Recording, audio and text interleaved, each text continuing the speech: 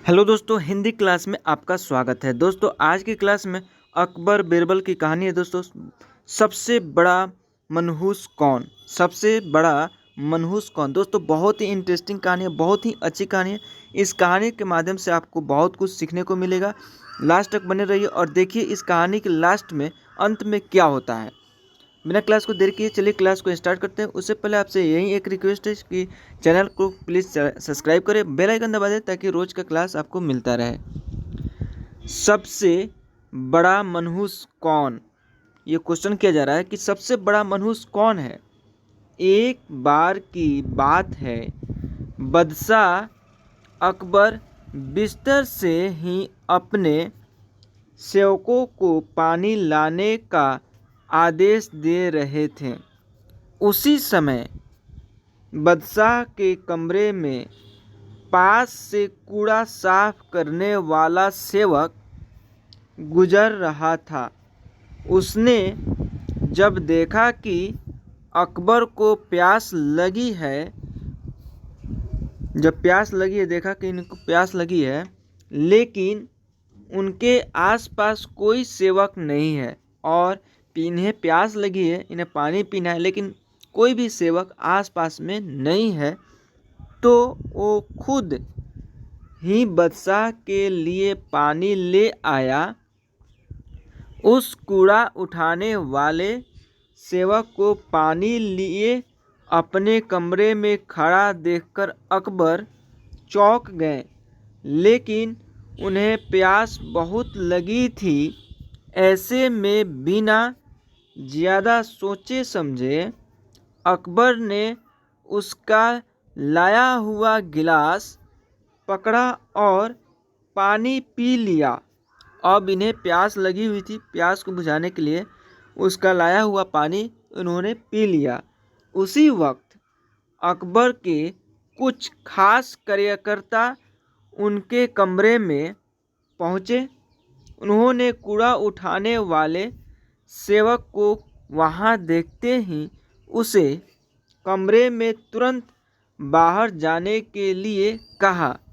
फिर उन्होंने कुछ देर बादशाह से बात की और वो भी उनके कमरे से चले गए। तभी कुछ देर बाद बादशाह अकबर का पेट खराब होने लगा।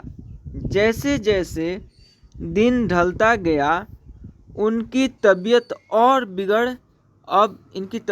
बिगड़ती जा रही थी।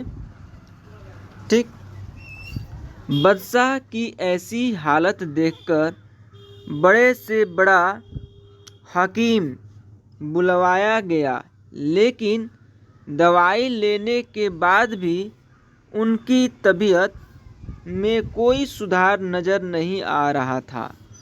तभी राजा वैद्य ने बादशाह को ज्योतिष बुलवाने का सुझाव देते हुए कहा, बादशाह, लगता है आप पर मनहूस इंसान का साया पड़ गया है।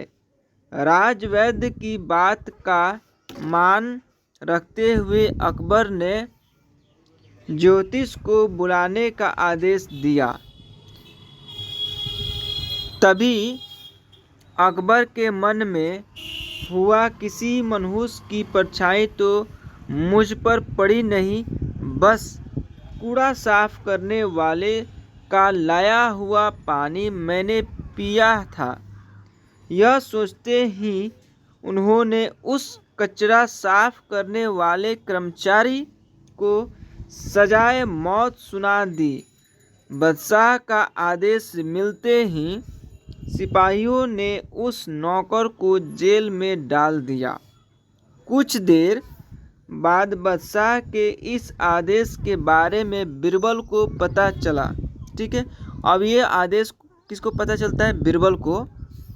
वो तुरंत उस कर्मचारी के पास पहुँचे और कहा कि तुम चिंता मत करना, मैं किसी न किसी तरकीब से तुम्हें बचा ही लूँगा। इतना कहकर बीरबल तुरंत बादशाह अकबर के पास पहुंच गए बीरबल ने बादशाह से पूछा, आपको क्या हुआ है, कैसे इतना बीमार पड़ गए।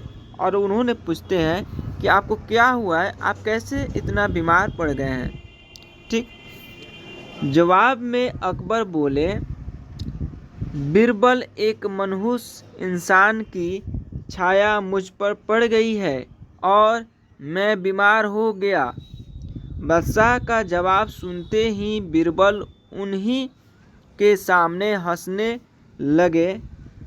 यह देखकर अकबर को बहुत खराब लगा। उन्होंने कहा, बीरबल, तुम मेरी बीमार का मजाक उड़ा रहे हो। बीरबल ने कहा, नहीं नहीं बादशाह, मुझे तो बस इतना कहना है कि अगर मैं आपके सामने उस कूड़ा उठाने वाले कर्मचारी से भी बड़ा मनहूस इंसान ले आऊं तो क्या आप नौकर की सज़ा माफ़ कर देंगे। अकबर ने पूछा, उससे भी बड़ा मनहूस कोई हो सकता है क्या। चलो तुम किसी बड़े मनहूस को ले आते हो तो मैं उस व्यक्ति को मुक्त कर दूंगा। ठीक है, मुक्त कर दूंगा यानी माफ़ कर दूंगा। तभी तपाक से बीरबल बोल पड़े कि महाराज, उससे बड़े मनहूस आप स्वयं ही है।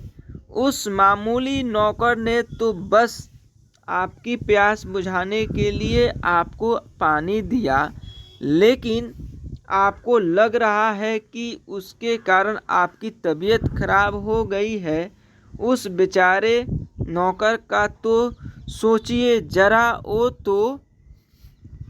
वो तो आपको पानी पिलाने की वजह से जेल में पहुंच गया। सुबह सुबह आपको देखने की वजह से उसका दिन तो छोड़िए, पूरा जीवन बर्बाद हो गया। अब कुछ देर में उसे मौत की सज़ा मिल जाएगी। अब आप ही बताइए, तबीयत खराब होना बड़ी मनहूसियत है या मौत की सज़ा मिलना। आगे बीरबल बोले, अब आप खुद को मौत की सज़ा मत देना। अब उन्होंने बोला, आप खुद अपनी मौत की सज़ा मत देना, क्योंकि आप हम सभी के बादशाह हैं और हमें जान से भी ज़्यादा प्यारे हैं। बीरबल की ऐसी बुद्धिमत्ता की वाली बातें सुनकर बीमार अकबर जोर से हंस पड़े। उन्होंने तुरंत ही सिपाहियों को कूड़ा कचरा उठाने वाले उस नौकर को जेल से रिहा करने का आदेश दिया। साथ ही साथ उसकी मौत की सज़ा भी माफ़ कर दी। दोस्तों, इस कहानी से क्या शिक्षा मिली, आइए देखते हैं। इस कहानी से सीखें, किसी की भी बातों पर आकर फैसला नहीं लेना चाहिए। किसी की बातों पर आकर कोई भी फैसला नहीं लेना चाहिए। खुद सोचना चाहिए, समझना चाहिए, निर्णय खुद का भी लेना चाहिए। और वासी तो बिल्कुल भी नहीं होनी चाहिए। अंधविश्वासी बिल्कुल नहीं होने चाहिए। विश्वास पे रहना चाहिए और अपना खुद का निर्णय लेना चाहिए। किसी के दूसरे के निर्णय पे, दूसरे के विचार पे अपना विचार को 100% नहीं मानना चाहिए। खुद को सोचिए, समझिए, अगर अच्छा लगे तो उस विचार को आगे प्रस्ताव रखिए। दोस्तों, इस कहानी को बहुत कुछ सीखने को मिला, मुझे बहुत अच्छा लगा यह कहानी। आपको कैसा लगा प्लीज़ कमेंट करके बताइए। मिलते हैं अगले क्लास में, तब तक के लिए जय हिंद, जय भारत। अगर आप इस चैनल पर नए हैं तो प्लीज़ चैनल को सब्सक्राइब कर दें, ताकि रोज़ का इस टाइप का इंटरेस्टिंग कहानी आपको मिलता रहे, कुछ ना कुछ आप सीखते रहें। मिलते हैं अगले क्लास में, तब तक के लिए जय हिंद, जय भारत।